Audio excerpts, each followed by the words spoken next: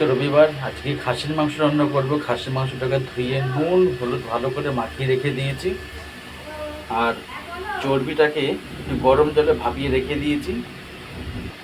খাসির মাংসটা আলু আর পেঁপে দিয়ে রান্না করব।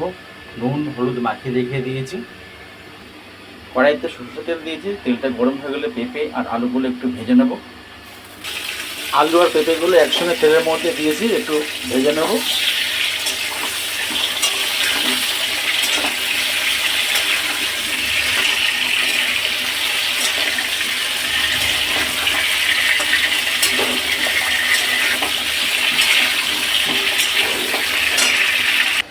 পেঁপে আলুগুলো একটু ভেজে নিয়েছি। ওই তেলের মধ্যে গোটা গরম মশলা আর তেজপাতা ফোড়নটা দিয়ে দিলাম।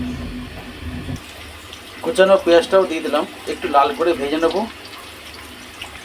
পেঁয়াজটা একটু লাল করে ভাজা হয়ে গেছে, আর ম্যারিনেট করা মাংসটাকে দিয়ে একটু ভাজা ভাজা করে নেব। আমি মাংসের মধ্যে অল্প করে তেল দিয়েছি, কারণ মাংসতে এমনি চর্বি আছে আর আলাদাভাবে চর্বি আছে, সেই কারণে তেলটা অল্প করে দিয়েছি।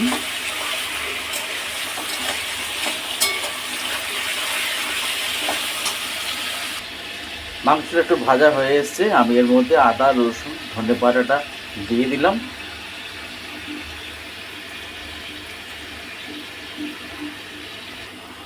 কেটে রাখা টমেটোগুলো দিয়ে দিলাম। এবার ভালো মতন এটা কষিয়ে নেব।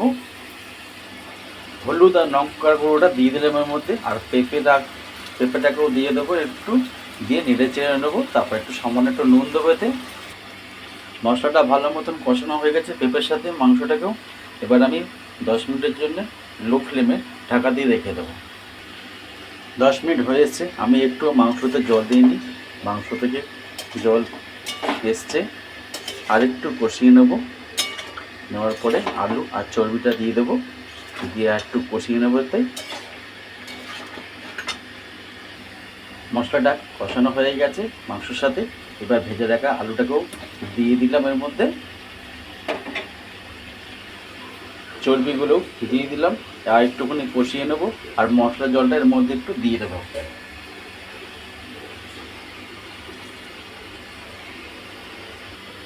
অল্প করে নুন দিয়েছি, কারণ মাংসর সাথে নুন মাখানো ছিল, পেঁপে আলুর মধ্যে নুনটা দেওয়া ছিল, তো সেই কারণে অল্প করে নুনটা দিচ্ছি, পরে যদি লাগে তো দেবো।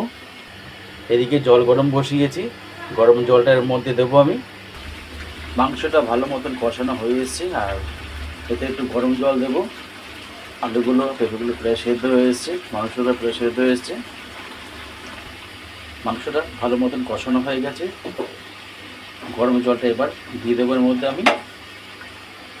গরম জলটা দিয়ে দিলাম এই কারণে তাড়াতাড়ি ঝোলটা ফুটে যাবে, একটু হালকা পাতলা খাসির ঝোলটা হবে, খেতে খুব ভালো লাগবে।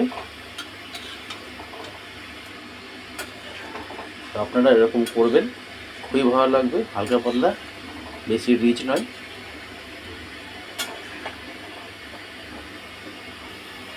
একটু লো ফ্লেমে করে রেখে দিয়েছি, একটু ঢাকাতে রেখে দেবো 10 মিনিটের জন্য, তাহলে আমাদের খাসি মাংস হালকা পাতলা ঝোলটা রান্না হয়ে যাবে। আর রান্না করা হয়েছে বরবটি আলু পোস্ত ঝালঝাল করে, উচ্ছে ভাজা, আর গরম গরম ভাত, আর হালকা পাতলা খাসি মাংস আমাদের রান্না হয়ে গেছে। আপনারা এরকমভাবে করবেন, খেতে খুব ভালো লাগবে। যদি ভিডিওটা ভালো লাগে লাইক শেয়ার সাবস্ক্রাইব কমেন্ট জানাবেন। আজকের ভিডিওটা এখানে শেষ করলাম। নমস্কার।